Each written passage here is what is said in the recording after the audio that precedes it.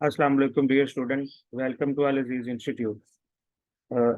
मेरा नाम उस्मान गनी है। तो मैंने आपको पॉलिटिकल साइंस पढ़ाना है। आज का जो हमारा डेमो लेक्चर है उसके एजेंडे में तीन पोर्शन है डिफरेंट। सबसे पहले हम पॉलिटिकल साइंस का सीएसएस का जो सिलेबस है वो कम्प्रीहेंसिवली डिस्कस करेंगे। देखिए, जब कोई चीज़ अननोन होती है हमारे लिए तो हम उससे ना बड़ा डरते हैं। जो अननोन है ये क्रिएट करते हैं फियर्स और एप्रीहेंशन। तो जो सिलेबस होगा वो मैं आपको कम्प्रीहेंसिवली डिस्कस करूंगा कि इसमें हमने क्या पढ़ना है, कौन सी डोमेन है और इसमें क्वेश्चन किस तरह के आता है। सेकंड जो हमारा एजेंडा मीटिंग का, उसमें हम ये डिस्कस करेंगे कि एक स्टूडेंट को पॉलिटिकल साइंस ऑप्ट क्यों करनी चाहिए, वो दूसरे जो ऑप्शनल सब्जेक्ट है उससे पॉलिटिकल साइंस को क्यों प्रेफर करेगा। उसके पॉइंट्स में मैं आपको समझाऊंगा। फिर एक लास्ट में हम वेस्टर्न पॉलिटिकल जो फिलोसफर है सबसे पहले प्लेटो, उसको हम शुरू करेंगे। उसका सबसे मशहूर जो क्वेश्चन है जिसके बारे में प्लेटो जाना जाता है वो हम कम्प्रीहेंसिवली उसको डिस्कस करेंगे और आपको मैं बताऊंगा कि ये प्रीवियस पेपर में कैसे आया था और आपने इसको किस तरह लेके चलना है। तो सबसे पहले हम स्टार्ट करते हैं इसका सिलेबस। स्क्रीन आपको बिल्कुल क्लियर नजर आ रही है? Okay, thank you. सीएसएस का जो सीएसएस में जो पॉलिटिकल साइंस है ये 200 मार्क्स की है। तो इसलिए इसके दो पेपर होंगे, पेपर ए पेपर बी। ये दोनों एक ही दिन में कंडक्ट किए जाएंगे। और यूजली ये ऑप्शनल, ये जो कंपल्सरी पेपर होते हैं उसके very next day CSS political science का पेपर होता है। तो इसके अगर हम सिलेबस देखें, जो पेपर वन है वो थोड़ा सा लंबा है, लेंथी है। उसकी वजह है कि इसमें हमने ना डिफरेंट फिलोसफर्स को पढ़ना है। तो इसमें पार्ट है, पार्ट ए है जिसमें हमने पॉलिटिकल थ्योरीज पढ़नी है, और पार्ट पार्ट बी है जिसमें हमने वो भी पॉलिटिकल थ्योरीज हैं लेकिन वो स्टेट को लेके चलती है। इसमें हमारा सबसे पहला है वेस्टर्न पॉलिटिकल थॉट्स में हम प्लेटो पढ़ेंगे। प्लेटो की दो किताबें हैं, एक रिपब्लिक है और एक लॉ है। इनमें हमने उन दोनों के कॉन्सेप्ट्स को पढ़ना है, जैसे कि प्लेटो की आइडियल स्टेट का कॉन्सेप्ट पढ़ेंगे, प्लेटो का एजुकेशन सिस्टम पढ़ेंगे, प्लेटो का जस्टिस सिस्टम पढ़ेंगे, और प्लेटो के क्या व्यूज थे कॉन्स्टिट्यूशन के मुतल्लिक और स्टेट के मुतल्लिक। इसी तरह हम अरिस्टोटल पे आएंगे। अरिस्टोटल जो है वो प्लेटो का स्टूडेंट था, तो अरिस्टोटल ने सबसे पहले प्लेटो को क्रिटिसाइज किया कई चीजों पे, इसलिए ये प्रैक्टिकल पॉलिटिकल थॉट्स में आ गया।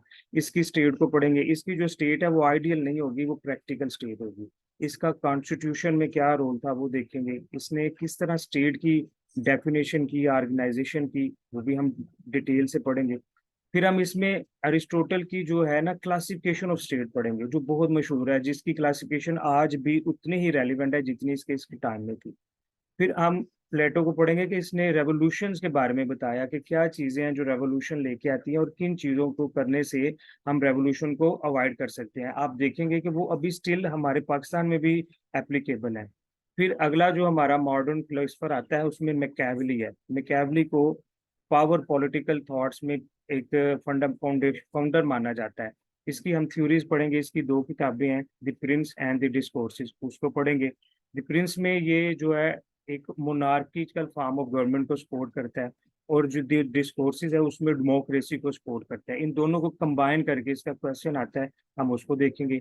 मॉन्टेस्क्यू को पढ़ेंगे। मॉन्टेस्क्यू जो है इसका ज्यादा जो कंट्रीब्यूशन है वो ट्रिकॉटमी ऑफ पावर पे है।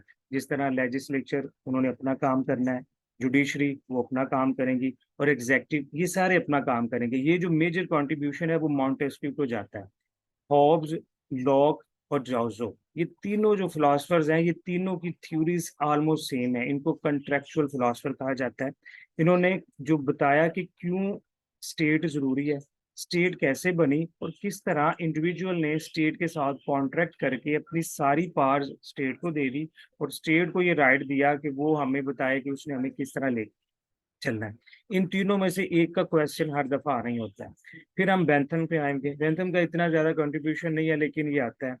और इसमें जो आगे मेजर फिलोसफर है वो मार्क्स है। मार्क्स मॉडर्न फिलोसफर गिना जाता है। इसने कैपिटलिज्म के खिलाफ बहुत काम किया। इसकी कुछ क्वेश्चन है, जैसे कि इसने सारी हिस्ट्री को इकोनॉमिक प्रोस्पेक्ट से देखा, through the lens of economy. फिर इसने किस तरह ये मॉडर्न जो इंडस्ट्रियलाइजेशन है इसको किस तरह ये क्रिटिक्स करता है, वो इसका हम डिटेल से देखेंगे।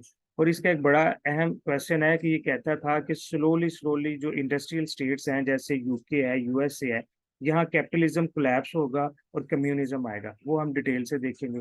आगे इसी की फिलॉसफी को, मार्क्स की फिलॉसफी को जब रशिया में फार्मर यूएसएसआर में लगाया गया तो वो लेनिन ने लगाया, हम उसको देखेंगे। और इसको जब चाइना में लगाया तो वो माओ ने लगाया था। इन दोनों को हम बड़ी कम्प्रिहेंसिवली देखेंगे। इनमें से भी एक क्वेश्चन हमारा हमेशा आता है। जो वेस्टर्न पॉलिटिकल थॉट है इसमें हर दफा से 3 क्वेश्चन आते हैं। तो आप देखिएगा अगर आप ये 6 से 7 फिलोसफर कर ले तो आपके 3 क्वेश्चन बन जाते हैं। अब जो मुस्लिम पॉलिटिकल थॉट्स हैं उनमें से हमारा अल फराबी है। अल फराबी बिल्कुल उसी प्लेटफॉर्म पे चला जैसे प्लेटो चला। इसने भी एक अपना आइडियल स्टेट का कॉन्सेप्ट दिया, वो हम देखेंगे। फिर इसने क्लासिफिकेशन ऑफ स्टेट की, वो देखेंगे। इसके 2 ही ज्यादा अहम क्वेश्चन है, इसको हम कंप्रिहेंसिवली बाद में देखेंगे। उसके बाद जो अगला एक मेजर मुस्लिम पॉलिटिकल थॉट में जो फिलोसफर आता है वो है अल मवारदी। अल मवारदी ने सबसे पहले जो मुसलमानों की पॉलिटिकल सिस्टम था जिसमें खिलाफत थी, कैलिफेट को प्रोटेक्ट किया। उस जमाने में जब caliphate was at the verge of collapse था।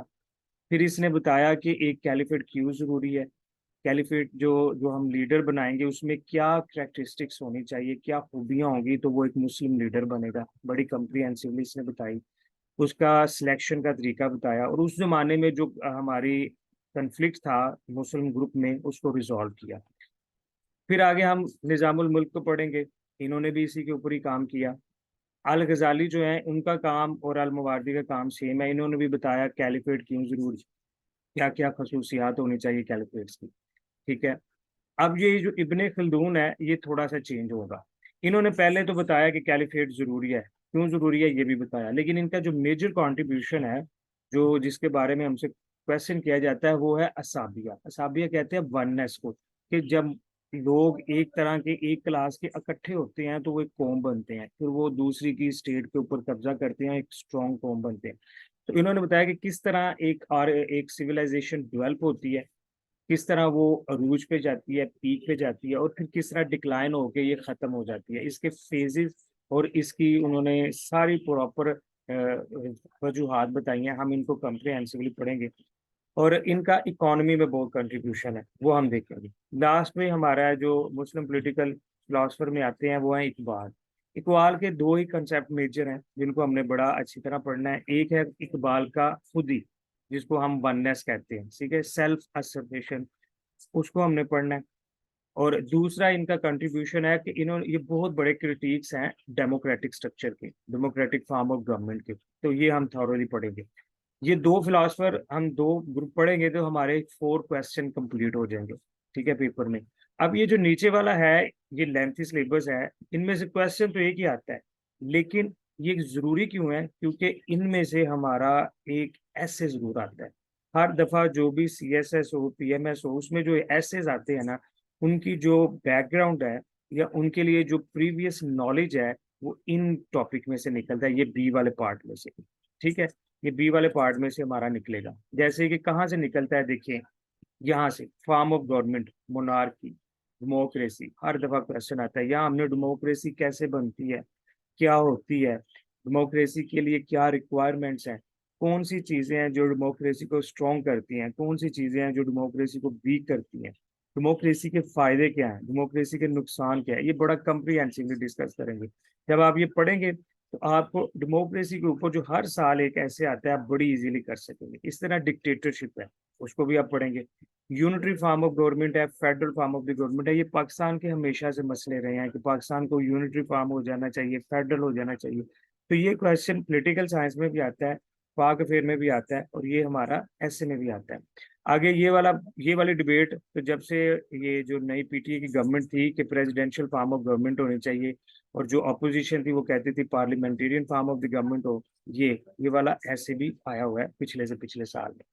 इस तरह हम nature and emergence of modern state पढ़ेंगे, किस तरह मॉडर्न स्टेट वजूद में आई और उसकी अब नेचर क्या है। स्टेट दो, पहली जो स्टेट थी वो पुलिस स्टेट थी जो फोर्स के साथ चलती। अब जो स्टेट्स हैं ये वेलफेयर स्टेट है, इनका कंसेप्ट सर्विस प्रोवाइड है, ना कि एक ऐसी लॉ लगाना, ऐसे सख्त कानून बनाना जो कि स्टेट को, जो अवाम को परेशान करे। फिर इसी के साथ हम इस्लामिक कॉन्सेप्ट ऑफ स्टेट पढ़ेंगे कि इस्लाम का जो स्टेट का कॉन्सेप्ट है वो मॉडर्न स्टेट के कॉन्सेप्ट से कहाँ मिलता है, कहाँ कन्वर्ज करता है, कहाँ डाइवर्ज करता है। क्या जरूरी खसूसियात हैं जो एक स्टेट को इस्लामिक स्टेट बनाती हैं, और इस स्टेट को, यानी जो इस्लामिक स्टेट है, उसको मॉडर्न स्टेट से क्या एज हासिल है, ये बड़ी डिटेल से हम पढ़ेंगे। फिर आगे कुछ पॉलिटिकल कॉन्सेप्ट हैं, ये बहुत अहम कॉन्सेप्ट हैं, इनके बगैर आपका इंटरव्यू मुकम्मल नहीं है, इनके बगैर आपका पॉलिटिकल साइंस का पेपर मुकम्मल नहीं है। ये वाला जो अभी हम देखने लगे हैं, ये वाला कंसेप्ट जो, ठीक है, इसमें सबसे अहम और जरूरी है सॉवरेनिटी। सॉवरेनिटी अगर आपको पेपर में नहीं पूछा जाएगा तो आपको क्वेश्चन इंटरव्यू में जरूर पूछा जाएगा। मतलब आप, ये कंसेप्ट ऐसा है पॉलिटिकल साइंस का, अरिस्टोटल कहता है कि पूरी पॉलिटिकल साइंस दो हिस्सों के ऊपर, दो जो पिलर्स हैं उनके ऊपर खड़ी है। एक सॉवरेनिटी है और दूसरा पॉलिटिकल राइट ऑफ इंडिविजुअल है। तो ये सॉवरेनिटी इतना अहम कंसेप्ट है। हम देखेंगे सॉवरेनिटी है क्या, सॉवरेनिटी का लीगल व्यूज देखेंगे हम, सॉवरेनिटी का पॉलिटिकल व्यूज देखेंगे, सॉवरेनिटी का पॉपुलर व्यूज देखेंगे। फिर हम इनके कंसेप्ट देखेंगे। मोनिस्टिक सॉवरेनिटी क्या है, कि एक ही सॉवरेनिटी, एक ही बंदे के हाथ में पावर होती है। मॉडर्न एज में ये प्लुरलिस्टिक हो गई है, एक से ज्यादा बंदों के हाथों में चली गई है। लॉज को पढ़ेंगे, लॉ होता क्या है, इसकी डेफिनेशंस क्या है, इसकी क्लासिफिकेशन क्या है। Liberty, equality, rights and duty, इन सब का पता होना बहुत जरूरी है, ताकि आपको पता चले कि इक्वालिटी क्या है, राइट और ड्यूटी एक इंडिविजुअल सिटीजन की क्या होती है। आगे हमारा जो कंसेप्ट है वो है पॉलिटिकल डायनामिक्स, पब्लिक ओपिनियन। ये मॉडर्न जो स्टेट्स हैं उनमें ये चारों की चारों चीजें बहुत अहमियत रख चुकी हैं। Public opinion, propaganda, political party and pressure group. आपको पता है कि अब जब से सोशल मीडिया का दौर आया तो पब्लिक ओपिनियन बहुत ज्यादा अहमियत रखती है। तो इसमें हम पढ़ेंगे, इन सब में पढ़ेंगे कि ये कैसे बनते हैं, क्या चीजें होती हैं कि जो आम लोगों को, जिनमें इतना शौर नहीं होता, उनको इकट्ठा करके आप पब्लिक ओपिनियन डेवलप करते हैं। कौन सी चीजें, कौन से फैक्टर हैं जो पब्लिक ओपिनियन को स्ट्रॉन्ग करते हैं, और कौन से फैक्टर हैं जो वीक करते हैं। इसी तरह मॉडर्न कंसेप्ट प्रोपोगेंडा है, यानी कोई टूल यूज करके अपने दुश्मनों के खिलाफ सॉफ्ट पावर यूज करके उनको वीकन करना। ये पॉलिटिक्स में भी होता है और इंटरनेशनल रिलेशन में भी होता है। इसकी भी सारी वजूहत पढ़ेंगे, कब बनता है, कैसे बनता है, किन फैक्टर के ऊपर ये रिलाई करता है, कौन से फैक्टर इसको स्ट्रेंथन करते हैं और कौन से इनको वीकन करते हैं। पॉलिटिकल पार्टीज के बारे में पढ़ेंगे, क्या कंसेप्ट है, कैसे ये वजूद में आई पॉलिटिकल पार्टी, और अब इनका मॉडर्न पॉलिटिकल इन्वायरमेंट में क्या कंट्रीब्यूशन है। प्रेशर ग्रुप, जो लॉबीज होती हैं, इंटरेस्ट होते हैं, कौन से वो लोग हैं जो कि हमारी नेशनल असेंबली में नहीं बैठते, फिर भी वो प्रेशराइज कर सकते हैं गवर्नमेंट को और उनके डिसीजन को टिल्ट करते हैं। कैसे करते हैं ये हम देखेंगे। पॉलिटिकल इंस्टीट्यूट, वो इंस्टीट्यूट होते हैं जिनका काम कानून साजी करना होता है, जैसे कि लेजिस्लेटर है, ये काम करती है कानून बनाने का। मेकिंग लॉ, लेजिस्लेट करते हैं। एग्जेक्टिव उन लॉज को इम्प्लीमेंट करते हैं, और जुडिशरी उन लॉ को इंटरप्रेट करती है। ठीक है, ये हम देखेंगे। सिविल मिलिट्री ब्यूरोक्रेसी को बड़ी अच्छी तरह पढ़ेंगे, ताकि आपको ये जो पाकिस्तान के अंदर सिविल मिलिट्री ड्रिफ्ट आता रहता है उसकी अंडरस्टैंडिंग डेवलप हो। फॉर्म ऑफ गवर्नमेंट हमने डिस्कस कर लिया है। मोनार्की है, डेमोक्रेसी है, डिक्टेटरशिप है, यूनिटरी, फेडरल है। टोटलिटेरियनिज्म हम पढ़ेंगे कि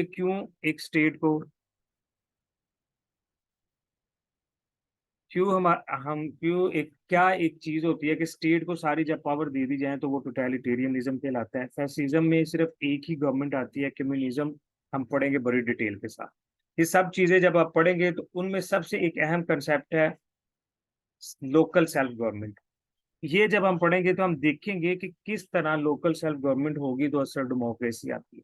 ठीक है, ये पेपर ए का आपको एक कम्प्रिहेंसिव मैंने व्यू दिया। अब पेपर बी की तरफ चलते हैं।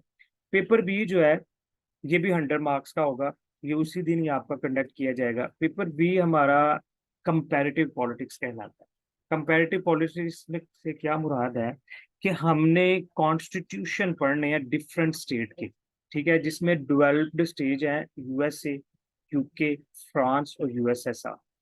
हम इनमें पढ़ेंगे कि यूएसए का कॉन्स्टिट्यूशन, यूके के कॉन्स्टिट्यूशन, फ्रांस के और यूएसएसआर के क्या फीचर्स हैं, इनमें जो इनकी असेंबलीज हैं उनकी क्या पार्ट्स हैं, कैसे वो बनती हैं, कितनी उनका टाइम है, उनके अंदर अपर हाउस स्ट्रॉन्ग है कि लोअर हाउस स्ट्रॉन्ग है, क्या यूएसए का प्रेसिडेंट स्ट्रॉन्ग है कि यूके का प्राइम मिनिस्टर स्ट्रॉन्ग है, यूके में डेमोक्रेसी होने के बावजूद अभी मोनार्की क्यों है, क्यों वो खत्म नहीं होती, क्या उनके फायदे हैं, ये सारे हम डिटेल से पढ़ेंगे। फिर इन सब के अंदर पॉलिटिकल पार्टीज कैसे बनी, उनका क्या रोल्स है, ये एक दूसरे से डिस्टिंक्ट क्यों है ये देखेंगे। प्रेसिडेंशियल फॉर्म ऑफ गवर्नमेंट में क्या फर्क आता है और पार्लियामेंट्री फॉर्म ऑफ गवर्नमेंट में क्या फर्क आता है ये देखेंगे।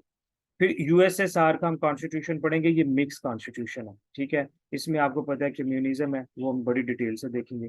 फिर इसी तरह हम डेवलपिंग कंट्रीज को भी पढ़ेंगे। डेवलपिंग कंट्री में तुर्की आता है।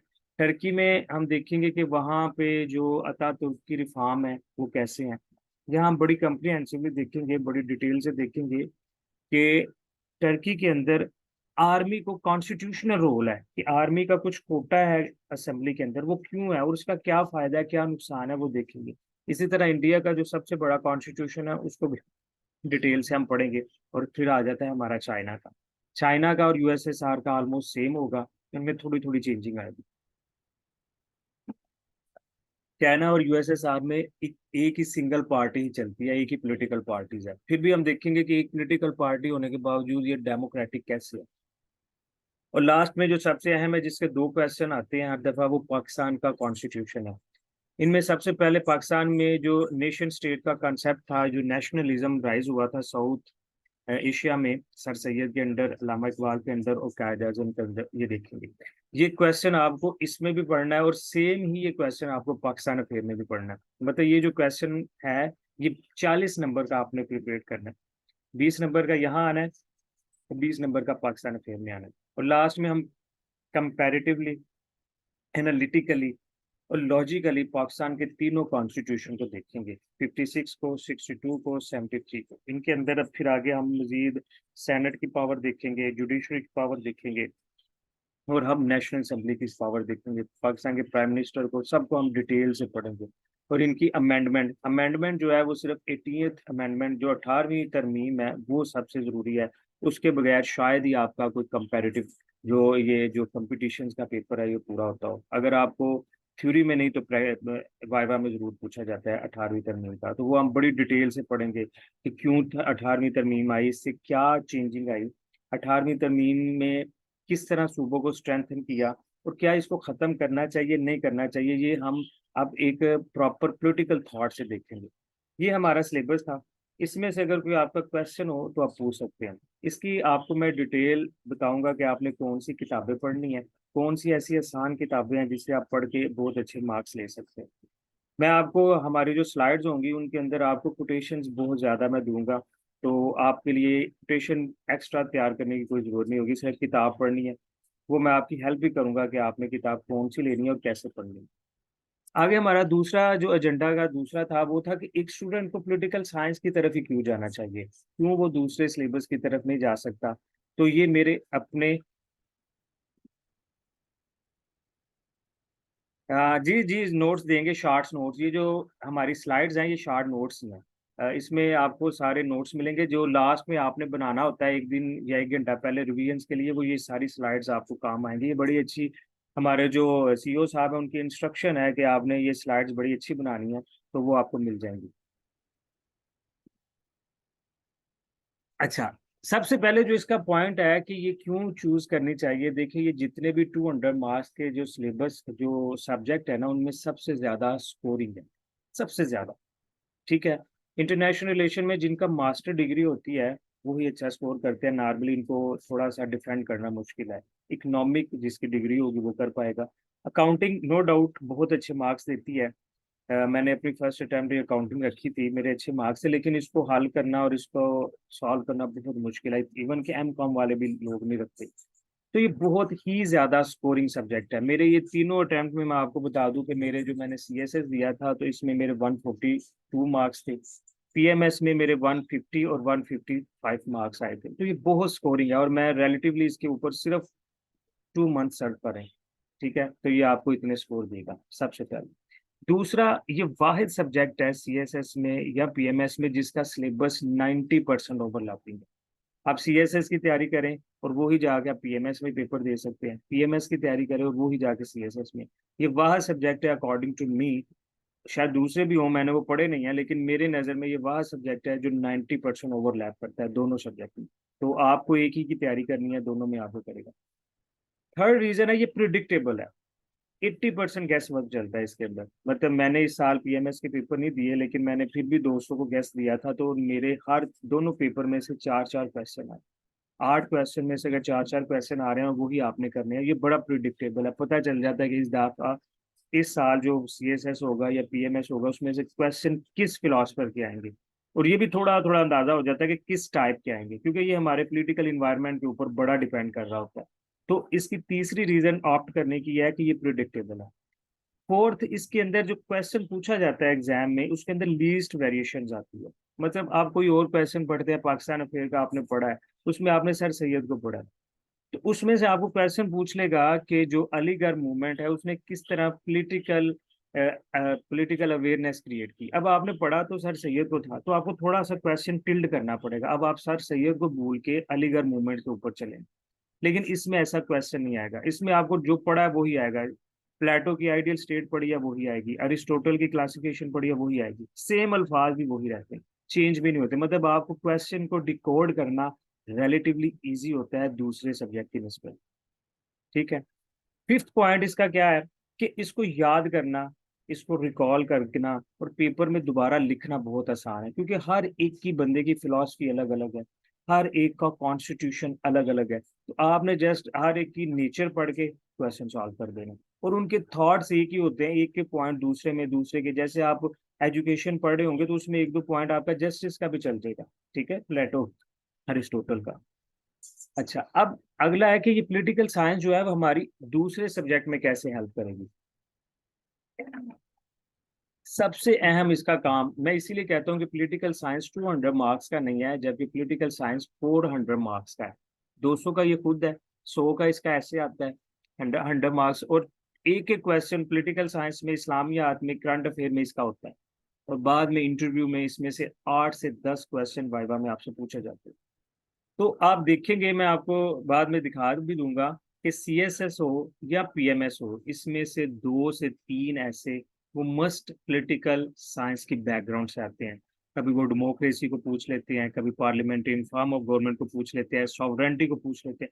जिस बंदे ने ये पढ़ा होगा पॉलिटिकल साइंस, उसके पास कोटेशन होगी प्रॉपर, इस ऐसे को समझने की एबिलिटी होगी, फिर वो डिकोड करके बड़ी इजीली कर सकेगा। मैंने तो तीनों दफा पॉलिटिकल साइंस की बेस के ऊपर ही ऐसे किया था। ऐसे मैं बड़े प्रिपेयर करके गया था, लेकिन मुझे वहां जाके मेरे इस सब्जेक्ट में पास में आया तीनों दफा। इस्लामियात में जो एग्जामिनर होता है ना, वो आपसे डाइवर्सिटी चाह रहा होता है, वो आपके अंदर रिजिडिटी नहीं देखना चाहता कि आप एक पर्टिकुलर सेक्ट से बिलोंग तो नहीं करते। अगर आपने एक पर्टिकुलर सेक्ट से बिलोंग करेंगे तो आपको इस्लामियात के मार्क्स काफी हिट करेंगे। मतलब आपने सारी कोटेशन जो है वो कुरान की आयतें लिखी हैं तो वो समझ जाएगा बंदा। आपने सिर्फ हदीसें लिखी हैं, वो फिर भी समझ जाएगा, चेक कर। आपने कुरान और हदीस लिखा है, कुछ और नहीं लिखा, फिर भी वो समझ जाएगा कि यार ये रिजिड है। लेकिन जब आप उसमें कुछ कुछ चीजें अच्छे रिनाउंड फिलोसफर्स की देंगे, तो उसको पता चलेगा ये बंदा मल्टी डायमेंशनल है, और इसका इसका रिलीजन को लेके जो पॉइंट ऑफ व्यू है बड़ा बड़ा ग्रेट माइंड है, ओपन माइंड सो ये रखता है। तो हमें एक ऐसा ही सिविल सर्वेंट चाहिए जो एक मौलवी ना हो, बल्कि ओपन माइंड से चलने वाला हो। करंट अफेयर में आप उसकी कोटेशन लगाएंगे।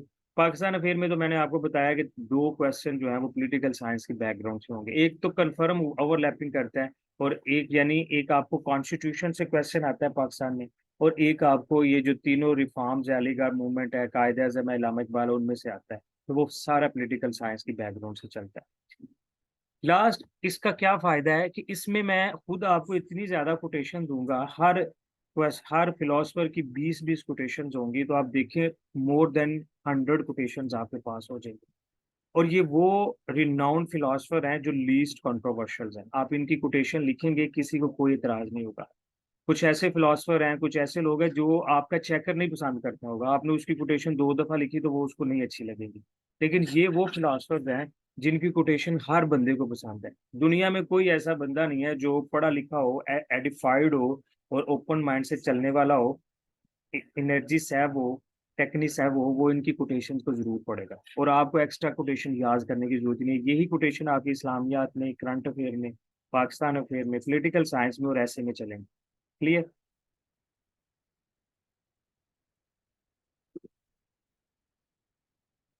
अच्छा, अब इसका अगला एक पॉइंट है कि इंटरव्यू में हमें ये क्या स्कोर करता है। जो इंटरव्यूअर होते हैं ना डियर स्टूडेंट्स, उनका मोस्ट फेवरेट सब्जेक्ट है, क्योंकि ऑलमोस्ट सारे ही सर्व करके आए होते हैं, तो वो प्रैक्टिकल नेचर के क्वेश्चंस आपसे पूछते हैं पॉलिटिकल साइंस में से। और बिलीव मी, अगर आपके 5 या 6 सब्जेक्ट है, मैं सबसे ज्यादा वाइवा के क्वेश्चन आपसे पॉलिटिकल साइंस में से पूछे जाए, और ये ज्यादा अच्छा है। आपसे क्वेश्चन वही पूछे जाएंगे जो आपने पढ़ा, इनमें चेंज तो आता नहीं है। प्लेटो ने जो थ्योरी दी थी आज भी वही रेलिवेंट है। ठीक है, अल्लामा इकबाल ने जो खुदी के बारे में कंसेप्ट दिया आज भी वही है, चेंज नहीं हो सकता, क्योंकि ये सारे लोग बहिश्ती हो चुके हुए हैं। क्लियर है? इनके क्वेश्चन को डिकोड करना बहुत ईजी होता है, आपको पता चल जाएगा इसने ये डायरेक्ट पूछा है। अदरवाइज इंसान कंफ्यूज रहता है कि यार इन्होंने कौन से प्रोस्पेक्ट से मेरा ये क्वेश्चन किया। तो चूंकि ये बहुत ज्यादा लोगों ने रखी होती है, तो आप इंटरव्यू से एक दूसरे के साथ लिंक में होते हैं थ्रू व्हाट्सएप ग्रुप, तो आपके पास आपके इंटरव्यू तक आते आते एक अच्छी खासी कलेक्शन हो जाती है क्वेश्चंस की। और उनमें से बिलीव मी 10 क्वेश्चन में से 4 क्वेश्चन या 5 क्वेश्चन आपसे वही पूछे जाते हैं जो पहले ऑलरेडी कैंडिडेट से पूछे जा चुके हैं। आप उनको और अच्छे तरीके से प्रिपेयर करें, अपने एंगल से प्रिपेयर करके जब उनके सामने बोलेंगे, तो आपका interview as compare to other subject बहुत अच्छा हो जाएगा। इंटरनेशनल रिलेशन है, करंट अफेयर है, वो डेली चेंज हो जाना है, आपने उसे पढ़ना है, डेली चेंज हो जाना है। ठीक है, इकोनॉमी डेली चेंज हो रही है, पॉलिटिकल साइंस चेंज नहीं होता। बीइंग इंडिविजुअल, इसका क्या फायदा है जो मैंने ऑब्जर्व किया, ये सारी मेरी अपनी ही ऑब्जर्वेशंस हैं जो मैंने आपके साथ शेयर की। सबसे पहले इसका ये है कि इंसान के अंदर जो एक लड़ाई चलती रहती है ना, यार ये स्टेट क्या है, ये किस तरह काम करती है, उसको हमें समझने में आसानी आ जाएगी। अच्छा अच्छा, ये स्टेट होती है, ये इस तरह काम करती है। फिर हम हमें हेल्प होगी कि स्टेट और उसकी मशीनरी को अंडरस्टैंड करने में, कि किस तरह ये जुडिशरी है, किस तरह ये लेजिस्लेटिव है, किस तरह ब्यूरोक्रेसी है, मिलिट्री है, ये कैसे आपस में काम करते हैं, कहाँ ये कोलैप्स करते हैं, कहाँ ये कॉपरेट करते हैं, ये हमें समझने में आसानी है। दूसरा इसका आपका ये बहुत आपको फायदा होगा कि आपको पॉलिटिकल कल्चर और पॉलिटिकल इकोनॉमी मॉडर्न वर्ल्ड की और इस्लाम की समझने में समझ आएगी। आप समझेंगे कि यार इस्लाम आज क्यों पीछे है, क्या सारी दुनिया में तबलीग होने के बावजूद, नमाज हज होने के बावजूद इस्लाम पीछे है। इसमें आपको जब आप पॉलिटिकल थॉट से पढ़ेंगे, तो आपको ज्यादा फायदा होगा। फिर हम इसमें देखेंगे कि ये जो यूएसए है, यूके है, रशिया है, ये क्यों डेवलप्ड है। ठीक है, और हम क्यों डेवलपिंग कंट्री में आते हैं, ये आपको बड़ा, फिर आपको पॉलिटिकल पॉइंट समझ आ जाएंगे। आपको अब जब आप पढ़ते हैं, जिस इन्वायरमेंट में आप रहते हैं, आप वैसे हो जाते हैं। तो जब आप इन फिलोसफर्स को पढ़ेंगे ना, तो आपकी अपनी थॉट्स, आपका सोचने का जो पैटर्न है ना, वो भी फिलोसफर हो जाएगा। आपकी बात में पहले की निस्बत वजन आएगा। ठीक है, आप देखेंगे कि आपके अंदर कितना रिफॉर्म आया। उसके बाद अब थोड़ी सी मेहनत करके आप पॉलिटिकल साइंस में मास्टर डिग्री ले सकते हैं। उसके बाद आपको बहुत ज़्यादा जॉब्स की और भी ऑप्शंस आती है। हार्डली 3 सब्जेक्ट आपने और पढ़ने हैं, तो नहीं, 5 सब्जेक्ट और पढ़ने हैं, आपकी मास्टर डिग्री पॉलिटिकल साइंस में कंफर्म है इसके बाद। और दूसरा, ये आपका सीएसएस और पीएमएस के अलावा भी आपको बहुत ज्यादा चीजों में लेके जाएगा, मतलब पॉलिटिकल साइंस के लेक्चरर की, और बहुत ज्यादा गवर्नमेंट के इंस्टीट्यूट्स है जहां हमें पॉलिटिकल साइंस की डिमांड होती है। ये एक स्टूडेंट को मेरे लिहाज से पॉलिटिकल साइंस इसलिए ऑप्ट करनी चाहिए कि ये सारे उसको 20-25 फायदे मिलते हैं। आगे हम आप चलते हैं, आज का पहला क्वेश्चन सॉल्व करते हैं कि अच्छा, क्वेश्चन सॉल्व करने से पहले कुछ ना, कोई भी जो सब्जेक्ट है उसके सब्जेक्ट मैटर, उसकी फाउंडेशन को हमें समझना बहुत जरूरी है। पहले ये समझते हैं, क्वेश्चन अगर हमारा आज नहीं भी शुरू हुआ तो इट्स ओके, लेकिन हमें ये समझना बहुत जरूरी है कि यार पॉलिटिकल साइंस इटसेल्फ क्या है। हम पढ़ी जा रहे हैं, ये क्वेश्चन हमें वाइवा में पूछते हैं और वहां जाके लोग परेशान हो जाते हैं कि ये पॉलिटिकल साइंस है, होता क्या है। तो political science dear student simple ये है कि हम स्टडी करते हैं, डील जो पॉलिटिकल साइंस डील करती है ना, वो स्टेट और उसके गवर्नमेंट के निज़ाम के ऊपर करती है। सिंपली के पॉलिटिकल साइंस में हम साइंटिफिकली और सिस्टमेटिकली जो एक स्टेट के अंदर पॉलिटिकल एक्टिविटी तो होनी है, एक्टिविटी मतलब इलेक्शन कंडक्शन, कंपेन, कंपेन के बाद इलेक्शन कंडक्ट करने के बाद कौन जीतता है, एक लीडर कौन सा होता है, क्या उसके अंदर खसूसियात होती हैं, एक वोटर क्या चीजें देखता है, ये सारा जो है ना वो पढ़ा जाता है पॉलिटिकल साइंस में। पॉलिटिकल बिहेवियर देखा जाता है। अरिस्टोटल ने बड़ी खूबसूरत इसकी डेफिनेशन की हुई है पॉलिटिकल साइंस की, वो कहता है the studies of state is the political science. ठीक है, इसमें हम पॉलिटिकल साइंस में हम देखते हैं कि एक स्टेट की क्या नेचर है, मतलब वो यूनिटी है, फेडरल है, हम ये देखते हैं, वो मोनार्की है कि वो डिक्टेटरशिप है, ये देखते हैं, कौन से फंक्शन परफॉर्म कर रही है गवर्नमेंट, वो पॉलिसी स्टेट है यानी सख्त स्टेट है कि वो वेलफेयर स्टेट है, वोटर का बिहेवियर क्या है। ठीक है, पॉलिटिकल पार्टीज क्या है, उनकी आइडियोलॉजीज क्या है, ये सारी चीजें पॉलिटिकल साइंस में डील की जाती हैं, और इनकी फिर आपको बेटर अंडरस्टैंडिंग हो जाएगी जब ये आप एक दफा सिलेबस पढ़ लेंगे। पॉलिटिकल फिलॉसफी क्या होती है? पॉलिटिकल फिलॉसफी हर वो क्वेश्चन जो एक पॉलिटिकल साइंटिस्ट जो आप रेज करते हैं, मतलब कि कौन सी best form of the government है, इलेक्शन करवाने का बेहतरीन तरीका क्या है, एक कंपिटेंट जो लीडर है उसके अंदर क्या खसूसियात होनी चाहिए, एक ऑल इंक्लूसिव पॉलिटिकल सिस्टम कैसा होता है, इन सब के जो आंसर्स होते हैं ना, ये पॉलिटिकल फिलॉसफी बयान करती है। Democratic form of the government, फिर इलेक्शन होने चाहिए, एक लीडर पढ़ा लिखा हो, उसके अंदर पॉलिटिकल विजडम हो, ठीक है, इंक्लूसिव सिस्टम जिसमें हर एक को वोटिंग राइट हो, ये सारे के सारे पॉलिटिकल साइंस हमें प्रोवाइड करती है। तो आर हमारा ये भी क्वेश्चन हमसे बड़ा पूछा जाता है, और हम इसके हमेशा नेगेटिव कोनोटेशन ही देते हैं, नेगेटिव ही रिप्रेजेंटेशन देते हैं कि politics is a dirty game. Politics की जो असल डेफिनेशन है, जो पॉलिटिक्स के फादर है उन्होंने की हुई है, देखो, निगोशिएशन फॉर कॉमन गुड, सबकी भलाई के लिए काम करना, हर एक को, चाहे वो अमीर हो, गरीब हो, लोअर क्लास से बिलोंग करता हो या अपर क्लास से बिलोंग करता हो, उन सब की भलाई, उन सब के लिए काम करना, डेट इज पॉलिटिक्स। इसीलिए ये बहुत एक एक वाइस वे है, बट अब हम पॉलिटिक्स को हमेशा नेगेटिव कोनोटेशन में देखते हैं, वो गलत है। दूसरा इसमें क्या है कि इसमें हम डिसीजन लेते हैं और डिसीजन को इम्प्लीमेंट करते हैं, और मेजर इसका ये क्या है कि पावर को, रिसोर्सिस को, ऑनर्स को, गवर्नमेंट ऑफिस को डिस्ट्रीब्यूट करना हर एक के अंदर, और राइट्स एंड ड्यूटी डिफाइन करना इंडिविजुअल की और स्टेट की, that is called the politics. ये फंडामेंटल्स थे, ये हमें जब तक क्लियर नहीं होते तो हम आगे नहीं चल सकते। बिसाइड्स ये जब इंटरव्यू में पूछे जाते हैं तो वहां जब हम नम होकर बैठ जाते हैं तो हमारा इंप्रेशन खत्म हो जाता है। अब सबसे पहला क्वेश्चन करते हैं प्लेटो का। एक बिल्कुल छोटा सा क्वेश्चन है कि जो प्लेटो था वो एक आम एक अरिस्टोक्रेटिक फैमिली में पैदा हुआ, तो अरिस्टोक्रेटिक फैमिली में पैदा होने के बावजूद, एक डेमोक्रेटिक स्टेट में पलने बड़े के बावजूद, उसने डेमोक्रेसी को क्यों अपोज किया, वो क्यों डेमोक्रेसी के खिलाफ था, वो डेमोक्रेटिक फॉर्म ऑफ गवर्नमेंट को लाइक नहीं करता था? उसकी वजह क्या थी? सबसे पहला, हमने जितने भी फिलोसफर पढ़ने हैं उसकी बेटर अंडरस्टैंडिंग के लिए ये जरूरी है कि उसका इन्वायरमेंट कैसा था वो हम समझे पहले। जब हम देखेंगे ना उसका इन्वायरमेंट अच्छा था, उसका इन्वायरमेंट बुरा था, तो हमारे यहाँ इसका एक ना इम्प्रेशन जम जाएगा दिमाग के अंदर, फिर हमें वहाँ पेपर में जाके उसकी थ्योरी को, उसकी आइडियोलॉजी को बयान करना कदरे आसान होगा। ठीक है, इसीलिए मैंने सबके पहले क्वेश्चन यही स्टार्ट किए हैं कि उनकी लाइफ के ऊपर इम्पैक्ट क्या था। प्लेटो जो था उसकी लाइफ के ऊपर चार मेजर इम्पैक्ट थे।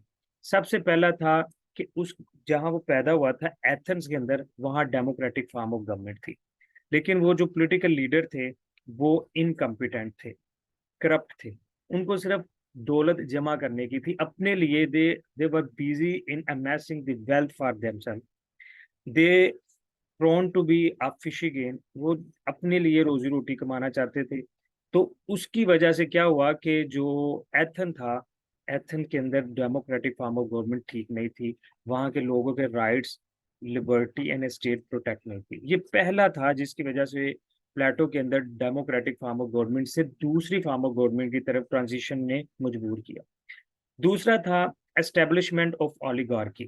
देखें, प्लेटो जब पैदा होता है 427 बीसी में, तो उस वक्त एथन और स्पार्टा की वार चल रही होती है। ये बड़ी मशहूर हिस्ट्री की वार है जिसने हिस्ट्री को चेंज किया है, इसको कहते हैं पेलोपोनेसियन वार। ये 30 साल तक चली। तो इसमें जो हार थी वो एथेंस की हुई, किन के हाथों?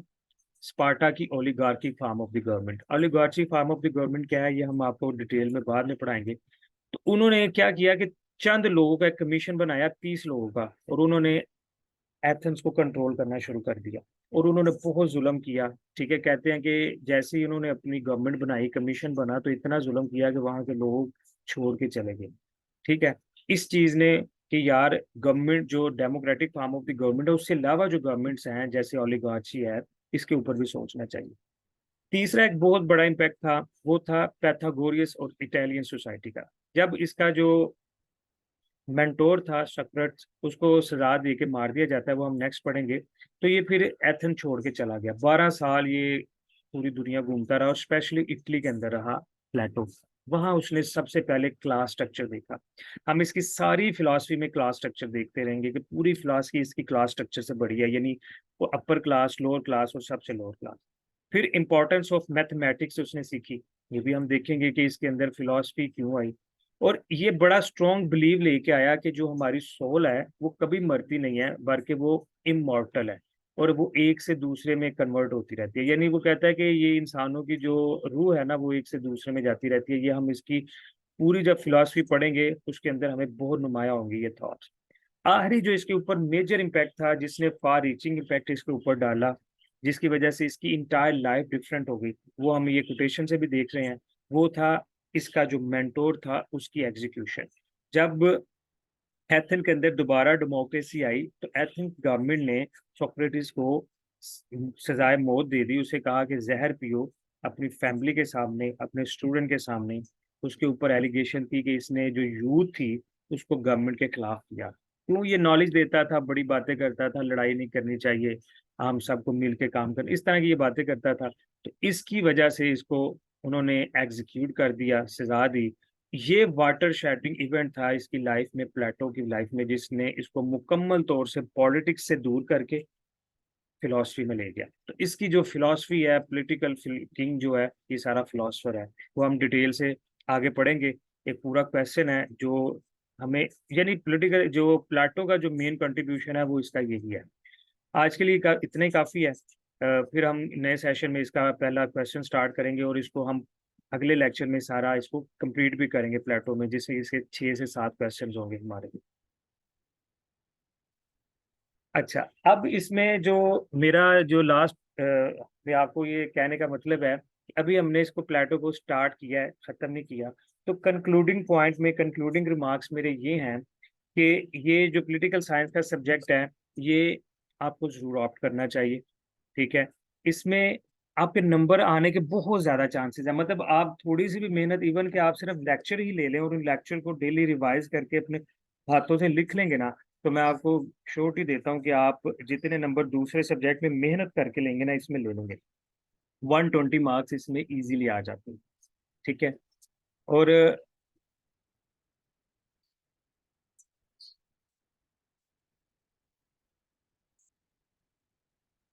ये अभी हमने कल पढ़ना है आइडियल स्टेट ऑफ प्लेटो, क्योंकि ये पूरा क्वेश्चन है, पहला क्वेश्चन है, तो इसमें थोड़ा सा मैं टाइम लगाना चाह रहा हूँ, आप इसकी फिलॉसफी को अंडरस्टैंड कर सकें। तो इसको हम यहाँ छोड़ते हैं, इसको हम नेक्स्ट लेक्चर में पढ़ेंगे। आज ये यहाँ तक ही हमारा क्वेश्चन है, ये मुकम्मल। ये question ideal state of Plato जो था ना, ये PMS 2021 में आया हुआ था, पहला क्वेश्चन इसका ये था। हम इसको बाद में डिस्कस करेंगे। अच्छा, कंक्लूडिंग मार्क्स में ये है कि जो अल अजीज इंस्टीट्यूट है उसमें आपके लिए स्पेशल जो हमारे CEO हैं, वो इंस्ट्रक्शन देते हैं आपके लिए। और हमें कहते हैं कि आपने स्टूडेंट्स को जो है ना एक्स्ट्रा फेवर देनी है, एक्स्ट्रा पढ़ाना है। ये काफ़ी ज़्यादा एनर्जेटिव है हमारे जो बॉस हैं। और हमें हमें हमें हर लेक्चर से पहले ये अब इतना ज़्यादा, ये मतलब ज़्यादा एनर्जेटिव है, इंथुजियास्टिक्स हैं कि हमें रिमाइंडर भी भेजते हैं कि जी आज आपका लेक्चर है। और स्टूडेंट्स को आपने बहुत ज़्यादा अच्छा पढ़ाना है। लेक्चर के बाद फीडबैक भी लेते हैं। तो मैंने काफ़ी इंस्टीट्यूट में पहले भी पढ़ाया हुआ है, पढ़ा भी हुआ है, लेकिन ऐसा जो इंथुजियाज्म है मैंने नहीं देखा कहीं भी। तो मैं ये आपको रिकमेंड कर दूंगा, you must go to opt Al Aziz academy institute. जो भी ये सिलेबस ऑफर करें, सर अरसलान हमेशा ही होंगे रहते हैं, तो इनसे ज़रूर आप पूछें, सिलेबस अटेंड करें और आगे चलें। ठीक है, आप इनसे राय ले सकते हैं वैसे भी किसी भी चीज़ के, ये काफ़ी ज़्यादा नॉलेजेबल हैं और बहुत ज़्यादा कम्पिटेंट है। Very simple. अपना ख्याल रखें, नेक्स्ट लेक्चर में मुलाकात होती है। अल्लाह हाफिज़।